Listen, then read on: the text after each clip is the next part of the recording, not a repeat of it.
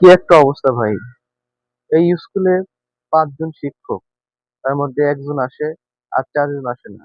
বাসা দূরে হয়। আর শিক্ষার্থী দেখেন কয়জন? ভাই, এটাই হলো বাংলাদেশের শিক্ষা।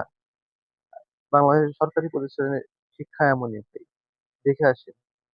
ভিডিওটা একটু দেখে আসেন। আপনার হেড টিচার কে? ঈশ্বর জানে। উনি আসে না? রেগুলার আসে সত্য কথা। কি নাম আপনার? হ্যাঁ, কি টিচার আপনি এখানকার? গেস্ট টিচার মানে কি? হ্যাঁ, আমি হচ্ছে দেখাশোনা করি, ঠিক আছে, বাচ্চাগুলো অনেক সময়, ঠিক আছে। কি আপনার এখানে হেড টিচারের নাম কি? ঈশ্বর জানে। আপনি কার বদলে টিচার ক্লাস নিচ্ছেন? আমি আমি এই নাম বলেন, কার বদলে? মরিয়ম। আচ্ছা, এখানে যে ৫ জন টিচার জি, আসে কয়জন? আসে একজন শুধু। নাম কি? ওই উনি? উনি আছে তো, উনি রেগুলার। আর কেউ আসে না?